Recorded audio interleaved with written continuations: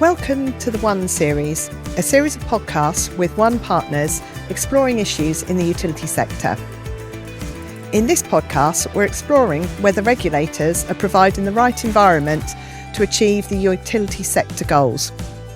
We'll hear from business leaders and regulatory experts on what's working and what's not, including whether current regulatory frameworks support innovation and inclusion. Where does regulation and inclusion cross over, and where do they clash? And finally, what do we all need to do differently, and how do we make it happen? So I'm Sarah McMath, CEO of MOSL, which is the market operator for the business retail market, and I'm also a member of the board of Women's and Utilities Network. And I'm joined here today with three panellists who will now introduce themselves, and then we'll get to our discussion. Let's start with you, Zoe. Hi, yes, I'm Zoe Morrissey, Director of Legal and Regulation at the National Energy System Operator. We are a relatively new organisation. We've been in existence for about a year. We came from the electricity system operation part of National Grid, and we are the world's first whole energy system operator. Thank you, Zoe. David. Hi, David Black. Up until August 2025, I was Chief Executive of Ofwat, the economic regulator in the water sector. And I've had a number of roles at Ofwat over the last 13 years. And prior to that, I worked in the energy and telecom sector as a regulatory consultant. Thanks, David. Emma. Hi, I'm Emma Baker. I'm Director of Environment, Customer and Compliance at Wessex Water. And previous to that, I did 25 years at the Environment Agency in various executive roles. Thank you. So, as you can see, we have a wide range of experience in our panellists today. So I'm going to kick off with a question around innovation. So can regulation and innovation work together?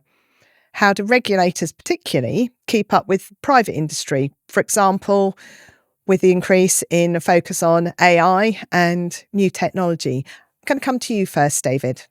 Sure, thanks. I think it's a great question. Regulation can prevent and block innovation. It can also help and enable it. And so it depends on how you regulate as to what results you get. So often regulation can be a barrier to innovation if it stops providers and suppliers, water companies doing or requires them to do things in one particular way.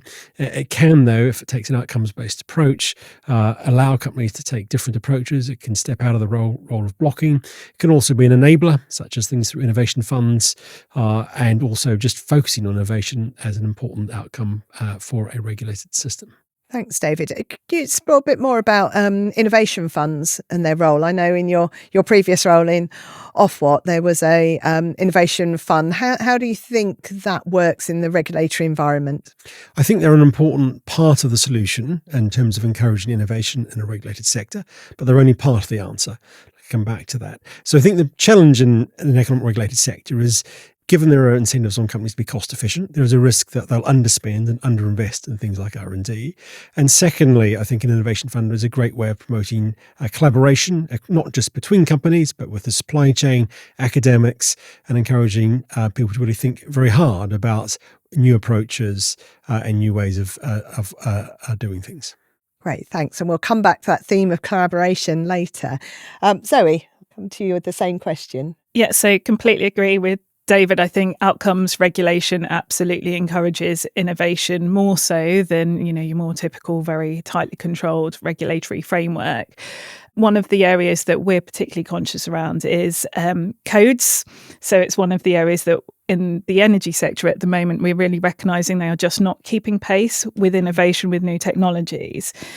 The regulator obviously has a role to play in that, but also industry. So we need to find a way to make the codes more fit for purpose going forward, to be able to update them more quickly and keep pace of change, because things are changing far more quickly than they ever have done. And we need to have the regulatory framework in which those new organisations can operate efficiently and safely, so that we all understand how we're going to run our systems resiliently. Thank you. Emma.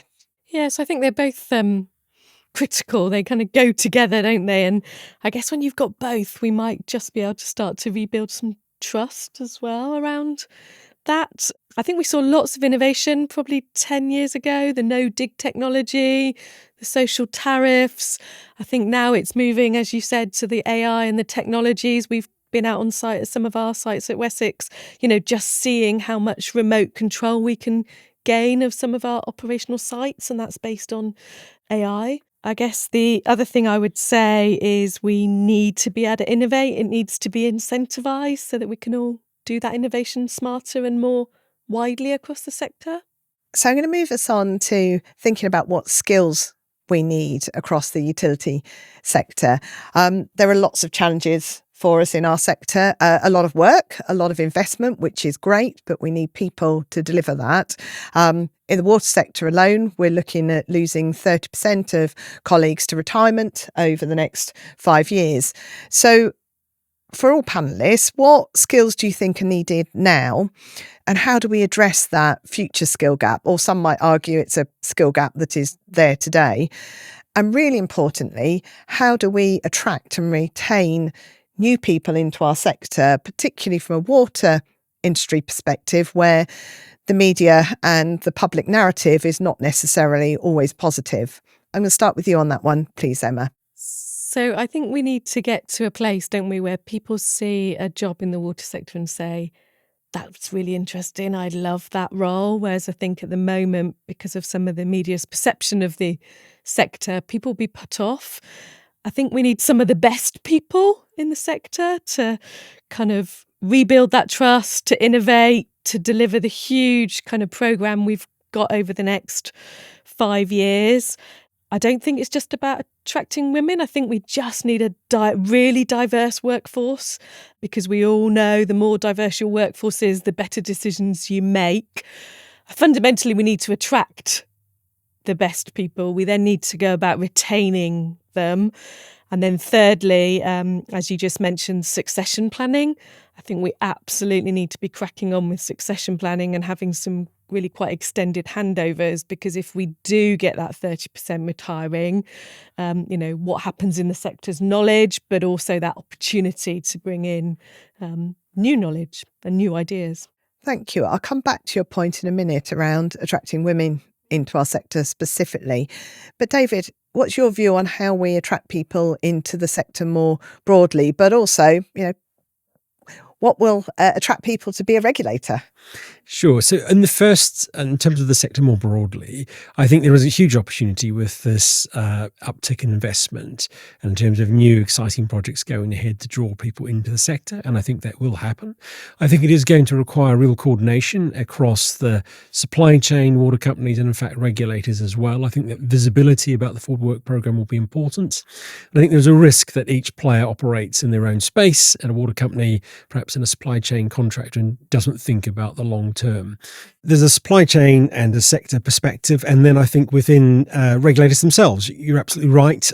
We need to see new skills come into regulation, focus on data analytics, and that's going to require us to recruit different people. I think diversity will remain important, and I think again there's an element of responsibility there.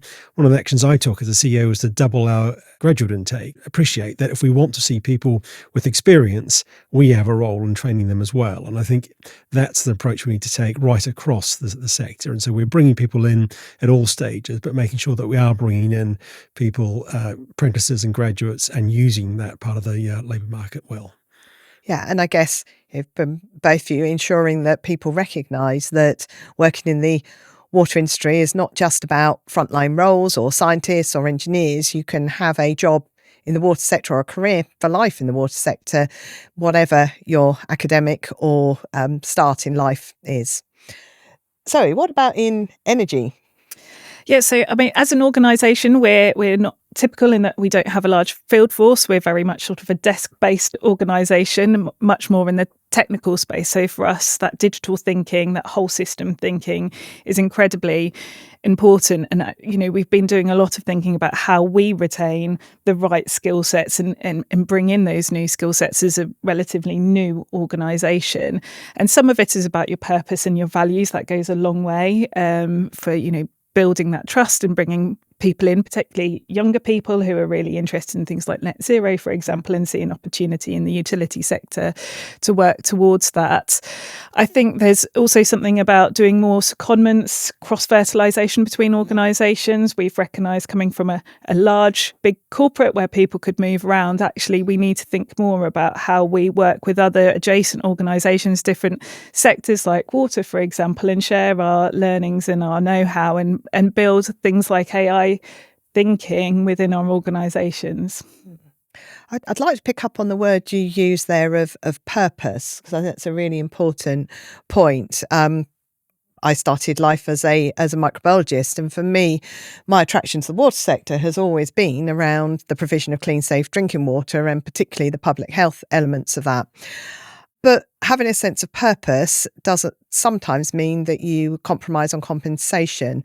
One of the recent challenges that I know we've had in the sector, particularly to people joining regulators, is whether or not it is fair that those regulators are generally civil service organisations where the pay is lower than individuals could attract in a private sector. Do you have a view on that, David?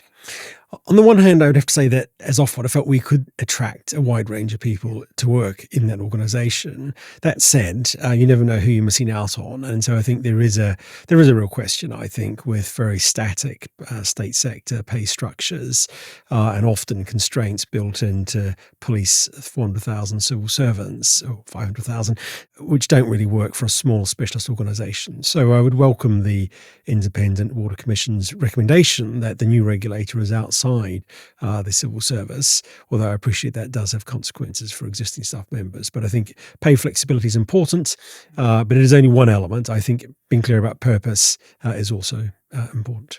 Great, thank you. And maybe exploring a bit more that sort of sense of purpose. I'm going to ask Emma and Zoe, as women in the utility sector, what do you think we specifically need to do to make our sector attractive to women and, really importantly, to retain them through all the stages of their personal lives?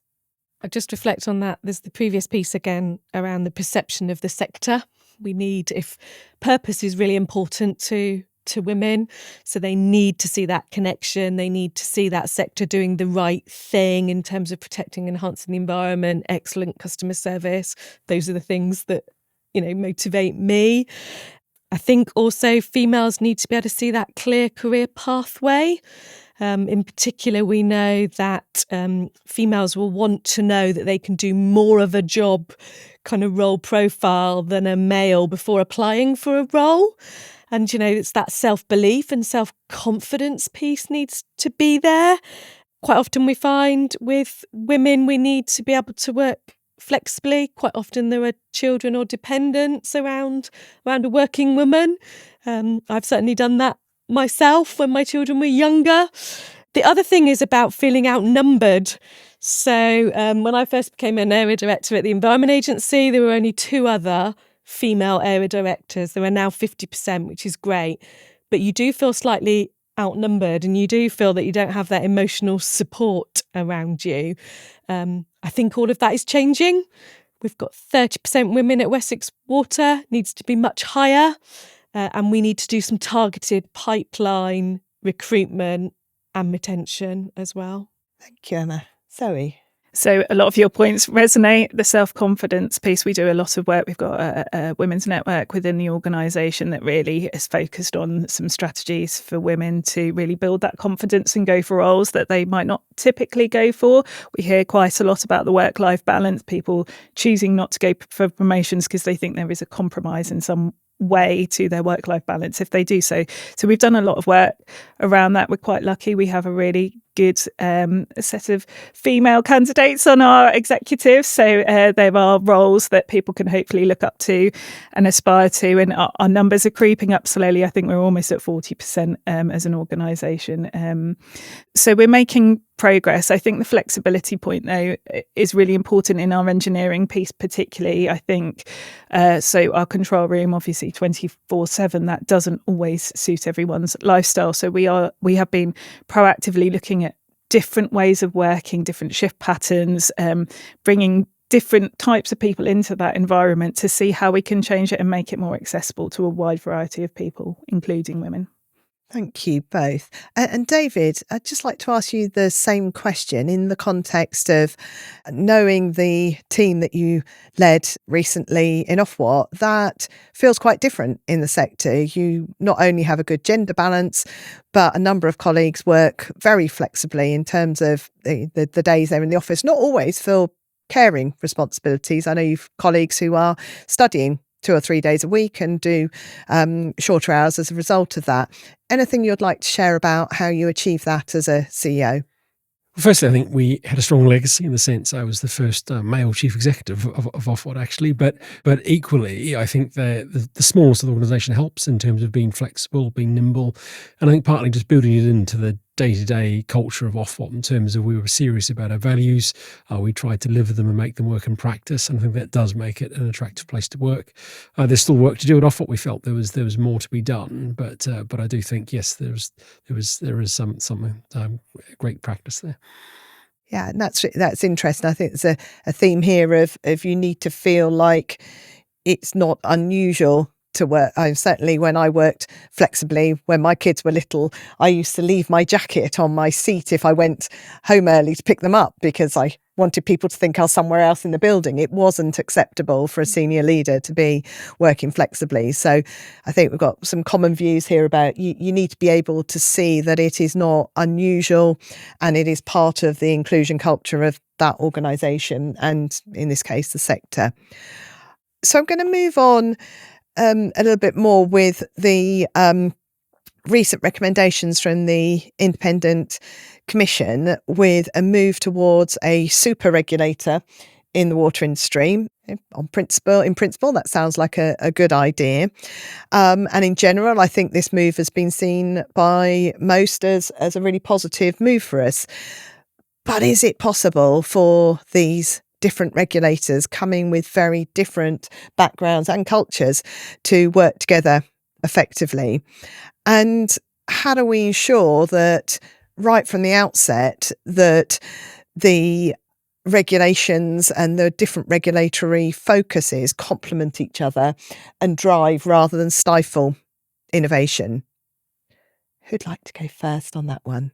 I will, if you want. Go ahead, Emma. So the importance about collaboration, you can't underestimate it, because actually what we've got in the current regulatory framework isn't working. So it's quite fragmented, it's quite output rather than outcome focused. You will build this, it will be here.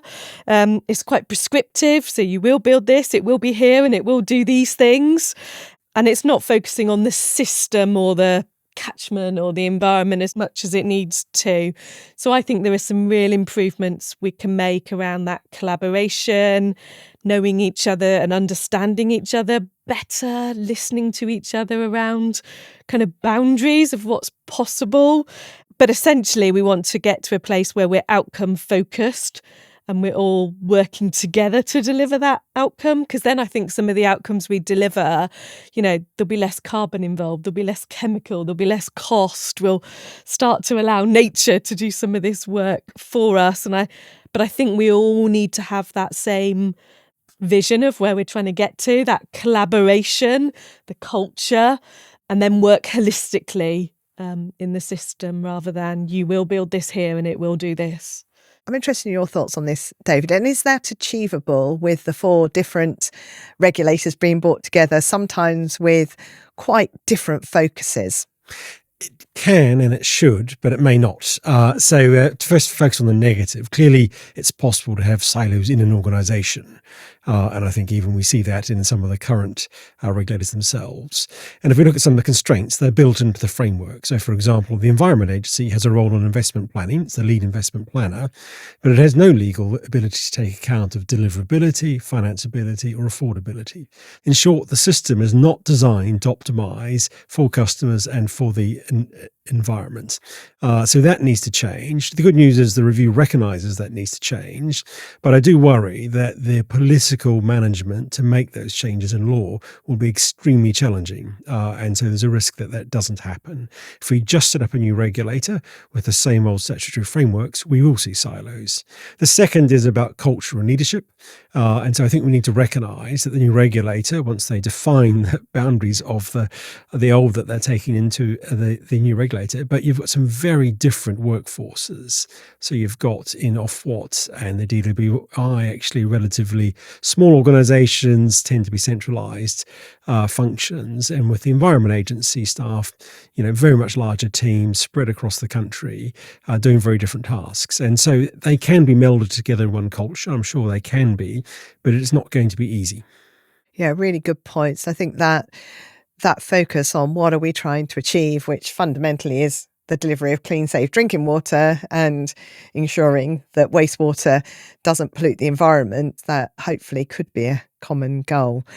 We touched on systems there, Zoe. What's your view from a sort of energy perspective in your role? Yeah, so it's been really interesting for us watching what's been happening with the regulators in water. Our system is slightly different in the energy sector, but that's not to say we don't have some of the same challenges. A number of organisations with different lenses on the trilemma and statutory obligations. And this point about avoiding siloed working is really critical. And like David said, it could be within an organisation or across organisations. It sort of doesn't matter.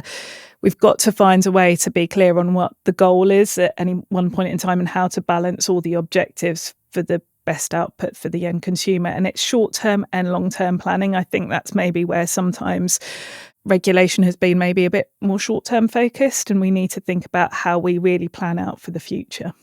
So we've touched a bit already on the role of collaboration, but has regulation achieved the right balance between competition and collaboration? I'll ask you first in water, and then maybe we can look from an energy perspective. I think we need more competition and more collaboration. I don't think the two are in tension, actually. So, for example, the Innovation Fund is a competitive fund, but it also intentionally is designed to encourage collaboration, not just between companies, but with the supply chain, academics, and between the UK and international partners. So a second example is around the outcomes framework in water. So it's often criticised as encouraging competition or comparative competition. But I think that gives companies an incentive to adopt innovations and to lead. And secondly, for companies that are following, it does give them an incentive to catch up. And so I think sometimes we lose the point that if companies are to change and improve, there needs to be a willingness on the companies that are lagging behind to adopt best practice from elsewhere. In competitive markets, that happens quite naturally. And in water, I think probably the incentives to catch up are still too weak. And so I worry that we've got low productivity, a long tail in the sector where improvements are not being made quickly enough. And so actually, I would actually encourage more competition rather than less, but equally keep emphasising more collaboration. A third area, I think, is bringing in new players into the market. So I think we've seen Thames Tideway come in and do some very interesting, innovative ways of approaching to major infrastructure developments.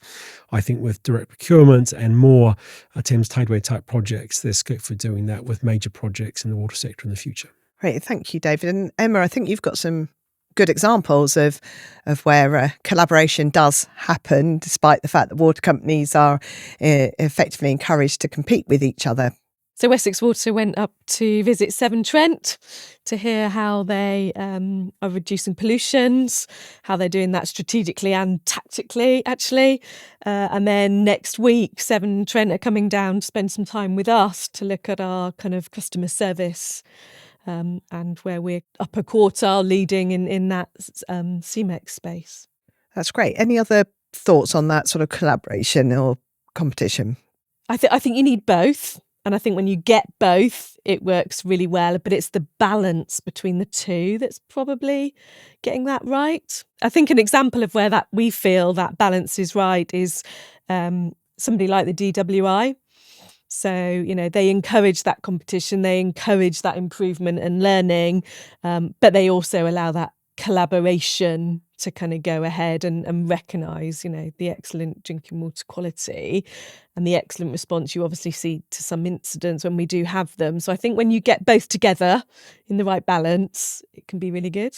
I think that's a really interesting point, and one we often lose with the headlines on the water sector is we do have some of the highest quality drinking water right across the world. So thank you. Zoe, your thoughts on this? Yeah, so agree with much of what's been said. Is all relevant to the energy sector as well. I think, for regulators to be able to do their job, there needs to be comparators. And so there is inherently some competition there, but very much competition with new entrants is something we are very interested in, to understand how can we bring some new entrants, some new innovation into markets that have traditionally been run by monopolies, and could that bring costs down? Early competition is something we are proactively following up on at the moment. And then in the collaboration space, I think one of the roles we're playing is trying to share data, trying to bring organisations together to share that best practice. Because we're an independent organisation, we don't have a commercial incentive. Actually, it's an opportunity for us to encourage that sharing of ideas, data, to improve things for the whole industry. So we've talked a bit about reform in the water sector, and I think we all acknowledge that changes in the regulator are needed. You made a really good point, David, that changing the regulations are needed as well to enable the right outcomes. But how important is the right culture in ensuring that utilities deliver better outcomes for customers and the environment? I'm going to come to you first on that, Zoe. Culture is something we talk about almost on a daily basis at the moment. I think it's foundational for any organisation to have the right culture and to drive the right behaviours. And unless it's sort of right from the top and it's seen and lived every day, then fundamentally you're not going to shift ways of working and ways of thinking. People will traditionally revert to their old style ways of working. So it really is incumbent on leaders to be proactive, have that clear vision of what they want to achieve, and drive that through the organisation. I guess one point just to add to that. So I think culture is king. I think it's critical. We all want that value and purpose, don't we? That kind of motivates us. But the leadership piece thing, I think, is quite interesting as well. So I think it's really hard for a leader to have a, really bad impact on culture quite easily. So I guess my message would be, look after and nurture your culture. You can damage it or, change it very easily. Culture is important. I think how to change culture is a very challenging question.